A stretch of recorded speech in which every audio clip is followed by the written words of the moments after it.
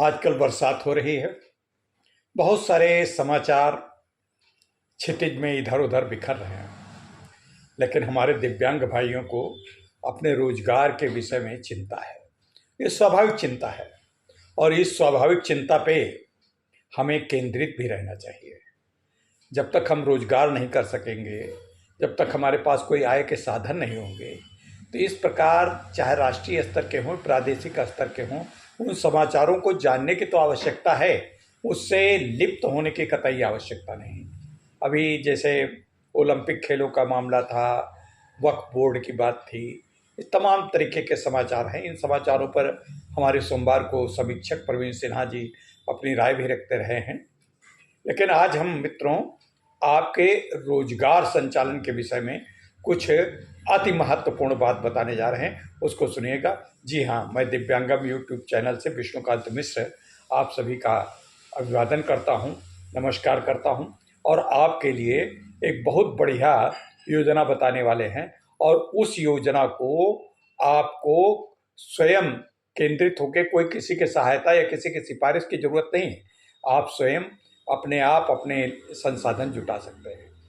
एक तो उत्तर प्रदेश सरकार की दिव्यांगों को स्वरोजगार करने के लिए दो योजनाएं हैं। दो योजनाओं में प्रमुख रूप से दुकान स्थापित कर या दुकान किराए पर लेकर या ठेला या खोखा चलाने से संबंधित रोजगार योजनाएं हैं।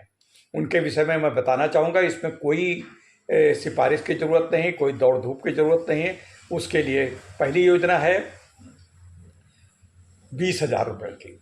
20,000 रुपये आपको अपनी छोटी दुकान बनाने के लिए, अगर आपका अपने पास स्थान है और वो अभी स्थान बाजार से निकट है, जहाँ पर आपके बिक्री वगैरह हो सकती है, ये नहीं कि कुलियाम हो, कहीं कोई पहुँच ही नहीं सकता हो, तो उन जगहों पे आपको दुकान बनाने के लिए सरकार 20,000 रुपये तक का ऋण देती है। और उस ऋण पे, कहने को तो वो ऋण है, उस ऋण पे आपका जब दिया जाएगा उससे 3 महीने के बाद वसूली शुरू होगी। 15,000 पे 20,000 जो देगी, 15,000 पे आपको 4% सहित 20 किस्तों में आपको उसको लौटाना होगा।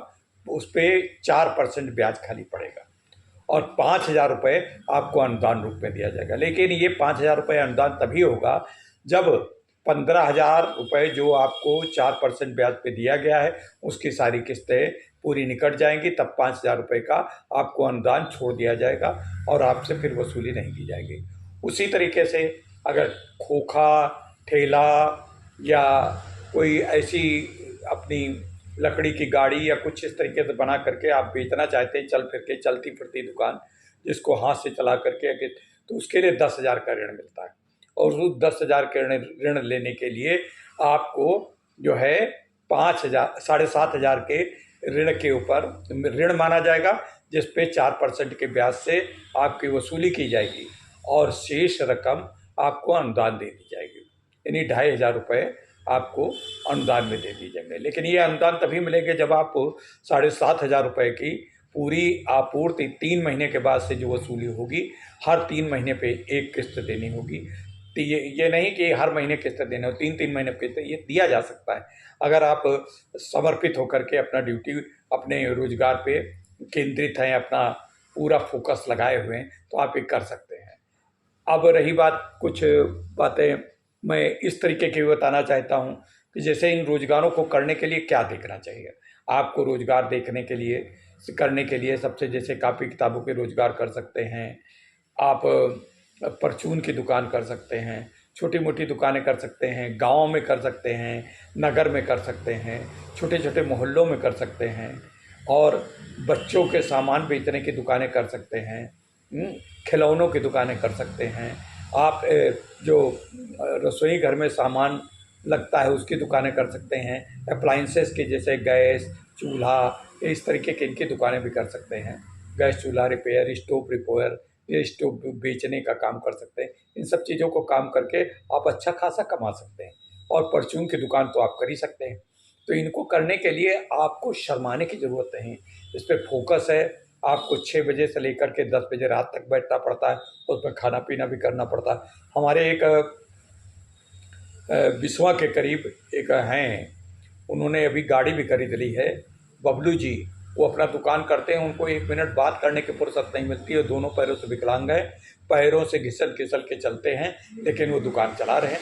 और उनका कम से कम बता रहे हैं कि हमारा 15,000 से 20,000 रुपये प्रति माह हम बचत कर लेते हैं लाभार्थ। अब उसमें अब आप खाली अपनी दुकान से लोगों को खाली उधार देना भी है, लेकिन उधार ही देने लगेंगे तो आपकी दुकान नहीं चल पाएगी। आप बहुत ज़्यादा लाभ लेने लगेंगे तब दुकान नहीं चल पाएगी। आप बेईमानी करने लगेंगे तब आप दुकान नहीं चल पाएगी। आप नंबर 2 का सामान बेचने लगेंगे तब भी दुकान नहीं चल पाएगी। सस्ती चीज़ें ला करके आप जो अच्छी चीज़ें हों उनसे बराबरी, कंपनी की ब्रांडेड चीज़ों से उसकी बराबरी करके बेचेंगे तब भी नहीं चल पाएगी। हाँ, छोटी मोटी चीज़ें चल सकती हैं, कापी किताब की दुकान भी चल सकती है, जितनी सामान बेचने की दुकानें चल सकती। मैं वैसे आप पान की पुड़िया और ये सब चीज़ें बेच सकते हैं, लेकिन इसको मैं प्रयास करता हूँ कि आप पान की पुड़िया पे ये धूम्रपान की वस्तुएं न बेचें तो अच्छा है। हालांकि इनमें ज़्यादा फ़ायदा है। अगर आपका मन करता है बेचना तो बेचें। मेरी तरफ से एक सुझाव है कि इन चीज़ों को अगर न बेचें तो बहुत अच्छा रहेगा।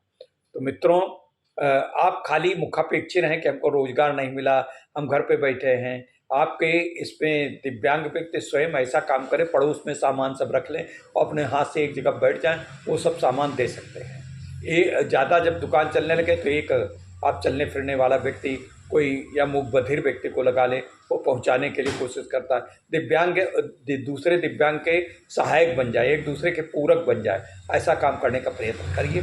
अब खाली बैठ करके बेरोजगारी को कुछ शासन ने हमारे लिए नहीं किया, ये नहीं किया, वो नहीं किया। शासन को के लिए इतनी 24 करोड़ की आपके जनसंख्या उत्तर प्रदेश की, उसमें 24 करोड़ को सबको एकदम से नहीं किया जा सकता। कोई न कोई सब बेरोजगार हैं, सबके लिए संसाधन दे रही सरकार, इतनी आपको सहायता कर रही है, कम नहीं है। और आप कहेंगे कि 20,000 में दुकान कैसे होती है, 10,000 में? अरे जितनी का है उतने में कम से कम शुरुआत करिए। शुरुआत करके आप इसमें अगर मीन में एक निकालें, हमेशा नेगेटिव वाली चीज़ें सोचें तो आपको 2 लाख रुपए भी दिए जाए तो कम पड़ जाएंगे। आप कभी कोई काम नहीं कर सकते। आप सर पे मत्था पे रखे, अरे कैसे हो गया, ये सब करते रहें, इससे कुछ नहीं होगा। आपको आगे बढ़ना है। आपको एक और इन सब चीज़ों में बिचौलियों से सावधान रहें।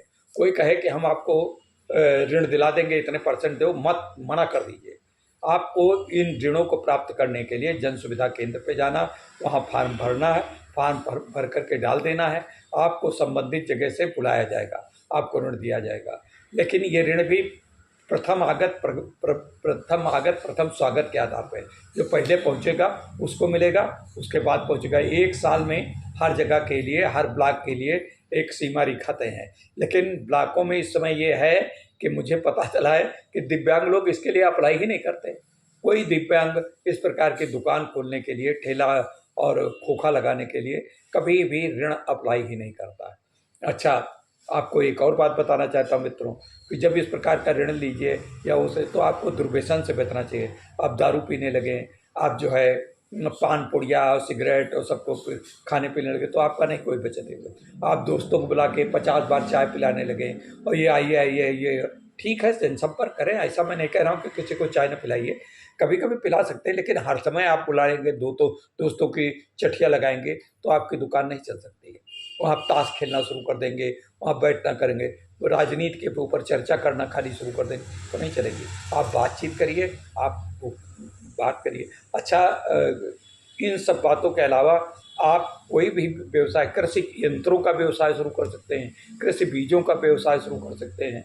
आप जो खाद आती है, अगर आपके पास पैसा है, आप संसाधन जुटा सकते हैं, तो खाद एग्रो से संपर्क करके एग्रो दिव्यांगों को विशेष छूट दे करके उनको डीलरशिप देता है, तो इस पर भी प्रयास कर सकते हैं। इस पर प्रयास करने में हम आपका सहयोग भी कर सकते हैं। लेकिन कुछ करिए, अपना रोजगार, स्वरोजगार करिए और ठाठ से अपने मालिक बनिए, अपने नौकर बनिए। दोनों सब स्वयं मालिक और नौकर, स्वामी और सेवक दोनों बन जाइए, स्वयं ही बन जाइए। मित्रों, ये बातें हमारी आपको हो सकता है चुभती हों कि आप लीजिए नौकरी वाला, आप अपना तो कराए नौकरी को, पंखे में बैठ करके टाई लगा के बैठे रहे और ये करते रहे, ऐसा नहीं है। आपको भी ये करना चाहिए। हम लोगों ने जो नौकरी की उसमें अपने बॉस की डांट खूब सही है, नियंत्रण सब सहा है, तरह तरह की बातें सही है। हम अपने जब रोजगार करेंगे तो हम अपने मालिक स्वयं होंगे। तो इसलिए स्वयं का रोजगार करना ज़्यादा उत्तम है। मित्रों, आज का बस यहीं तक वीडियो है, और फिर ये वीडियो आपको कैसा लगा इस पे आप अपनी प्रतिक्रिया दीजिएगा, ताकि हमको उत्साह, हमें आपके दिव्यांगों के चतुर्दिक विकास की, चतुर्दिक उनके बेरोजगारी दूर करने की हर समय चिंता रहती है, और आप हमारी चिंता में थोड़ा सहयोग करें, थोड़ा हमारी चिंता के प्रति थोड़ा अभिभूत हों, थोड़ा हमको कहें कि हाँ आप सही कर रहे हैं। लेकिन हमारी ये चिंता खाली चिंता बनी रहे, आप सुनते रहें और इसका कोई क्रियान्वयन न करें, तो इसका फिर कोई मतलब नहीं है। मित्रों, आप इसका क्रियान्वयन करें, दुकान खोलें और रोजगार करें, और रोजगार करके सकलांग व्यक्तियों को भी उनका उनका सहयोगी बने, और उनको भी आप आर्थिक मदद करें। ये मैं चाहता हूँ आप पूरे अपने क्षेत्र के नंबर 1 आइकन बने, दिव्यांग आइकन। तो मैं आपको सम्मानित भी करूँगा, आपको बेरोजगारी से आप ऊँचे उठे हैं इसके लिए सम्मानित करूँगा। मित्रों, बस आज का वीडियो ये कैसा लगा, अपनी प्रतिक्रिया जरूर दीजिएगा। नमस्कार।